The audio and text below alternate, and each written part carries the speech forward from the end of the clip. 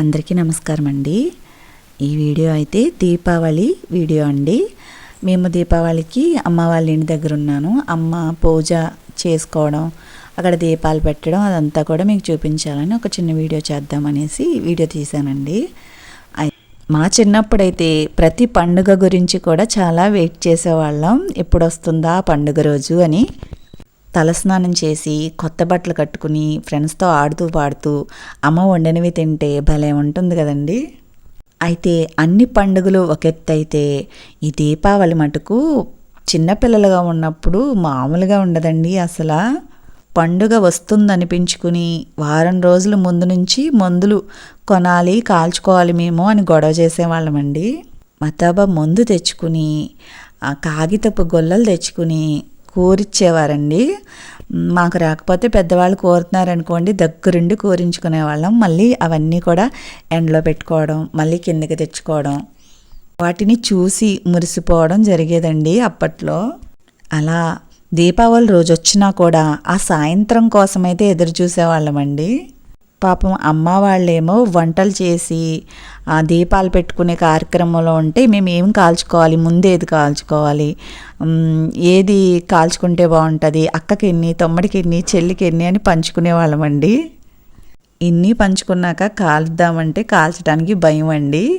ఇంతకీ తాళ్ళు ఉండేవి కదా, తాళ్ళు కాల్చేవాళ్ళం. ఒక కాకరపువ్వొత్తి పెట్టి పాంబెల్లలో ఏదో భూమిలోంచి మేమే తీసుకొస్తున్నట్టుగా పాముల్ని పెద్ద బిల్డప్ మాట ఆ బిళ్ళ మీద పెట్టి కాకరపువ్వొత్తి కాల్చడం కూడా పెద్ద విషయంగా గొప్పగా ఫీల్ అయ్యేవాళ్ళు. నాకైతే కాల్చడం భయం అండి. వేరే వాళ్ళు కాల్చినప్పుడు కానీ మా ఇంట్లో పెద్దవాళ్ళు కాల్చేటప్పుడు కానీ చూసి చాలా ఆనందించేవాళ్ళమండి. మన లైఫ్లో మన చిన్నతనం నుంచి జరిగే ఏ విషయాలైనా కూడా ఎప్పటికీ మర్చిపోలేం కదండి. ఎప్పుడు కూడా అవి స్వీట్ మెమరీస్గానే ఉండిపోతాయి కదండి. మీ అందరికీ చూపించాలని మా అమ్మ పూజ చేసుకుంటున్నప్పుడు కూడా వీడియో తీసానండి. మా అమ్మకైతే ఆ వీడియో సంబంధం లేదండి. తన పూజ తనకి దీపాలు పెట్టుకోవాలి, టైం అయిపోతుంది, అమ్మవారికి చక్కగా పూజ చేసుకోవాలి, ప్రసాదాలు చేసుకోవాలి, ఈ హడావుల్లోనే ఉంది పాపం. నేను కొంచెం పూజ దగ్గర అయితే సర్ది పెట్టాను అంతే. తర్వాత ప్రసాదాలు అన్నీ తనే చేసుకుని చక్కగా పూజనైతే చేసుకుందండి. లక్ష్మీ రావే మా ఇంటికి, క్షీరాబ్ది పుత్రి వరలక్ష్మి రావే మా ఇంటికి. లక్ష్మీ రావే మా ఇంటికి, రాజితమోగ నెలకొన్న లక్ష్మీ రావే మా ఇంటికి, రాజితమోగ నెలకొన్న సూక్ష్మమోగ మోక్షమిచ్చు సుందరి బృందావనదారి. సూక్ష్మమోగ మోక్షమిచ్చు సుందరి బృందావనదారి. లక్ష్మీ రావే మా ఇంటికి, క్షీరాబ్ది పుత్రి వరలక్ష్మి రావే మా ఇంటికి. కుంకుమ పచ్చ కస్తూరి కోరికతోను గోరోజనము, కుంకుమ పచ్చ కస్తూరి కోరికతోను గోరోజనము. జాజి పువ్వు జలజాలోచిని ముదముతో నర్పింతుము. జాజి పువ్వు జలజాలోచిని ముదముతో నర్పింతుము. చల్లని గంధము చందనముతో సాంబ్రాణి ధూపము. చల్లని గంధము చందనముతో సాంబ్రాణి ధూపము. మాతా నీకు ప్రీతిగా ప్రఖ్యాతిగా సమర్పింతునమ్మ. మాతా నీకు ప్రీతిగా ప్రఖ్యాతిగా సమర్పింతునమ్మ.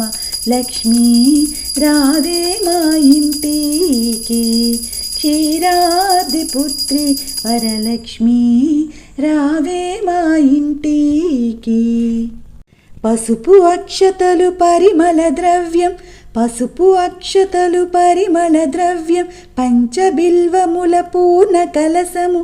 మాతా నీకు ప్రీతిగా ప్రఖ్యాతిగా సమర్పింతునమ్మ.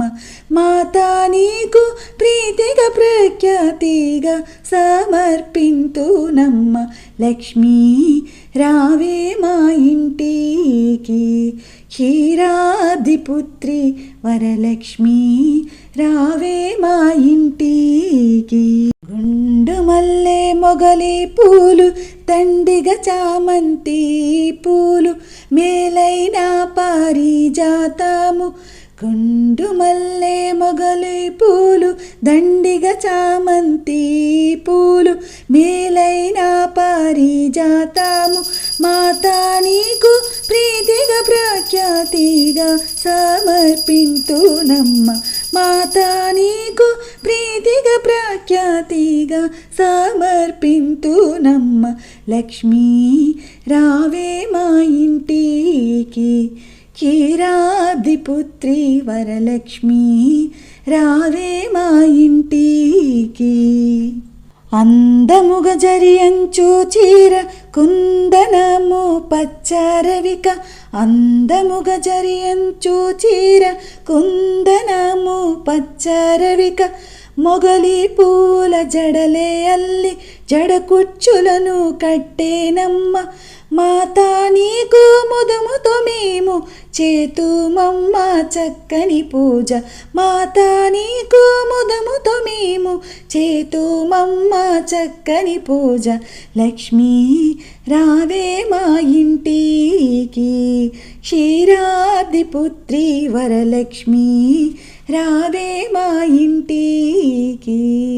లక్ష్మీ రావే మా ఇంటికి, రాజితమోగా నెలకొన్న. లక్ష్మీ రావే మా ఇంటికి, రాజితమోగా నెలకొన్న. సూక్ష్మమోగా మోక్షమిచ్చు సుందరి బృందావనదారి. సూక్ష్మమోగా మోక్షమిచ్చు సుందరి బృందావనదారి. లక్ష్మీ రావే మా ఇంటికి, క్షీరాబ్దిపుత్రి వరలక్ష్మి రావే మా ఇంటికి. రావే మా ఇంటికి, రావే మా ఇంటికి. శ్రీమాత్రే నమః.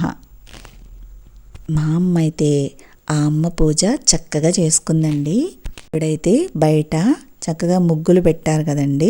అమ్మవారికి ముగ్గులంటే చాలా ఇష్టం అండి. ఆ ముగ్గులు కూడా అమ్మ దీపాలను అయితే పెట్టిందండి.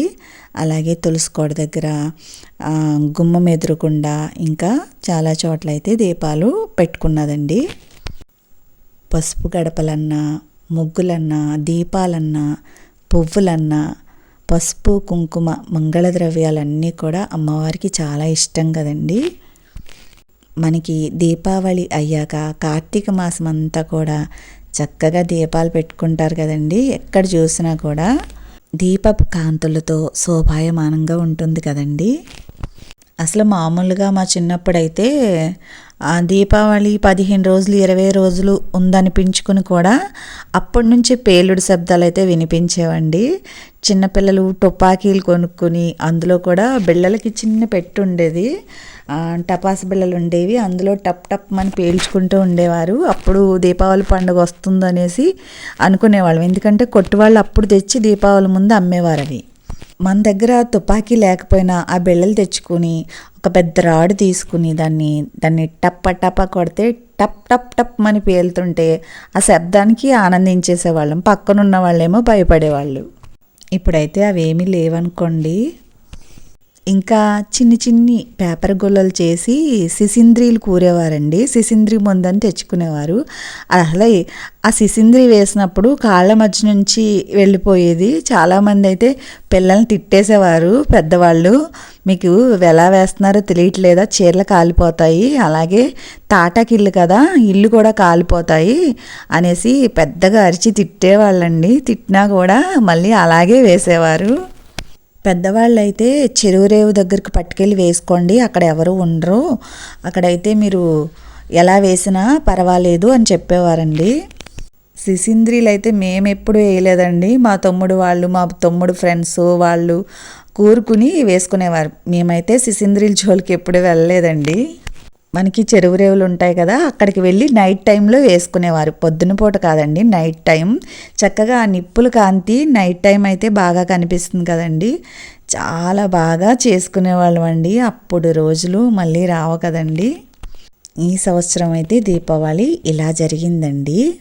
మీరు ఎలా చేసుకున్నారో నాకు కూడా కాస్త కామెంట్లో పెట్టేయండి మరి.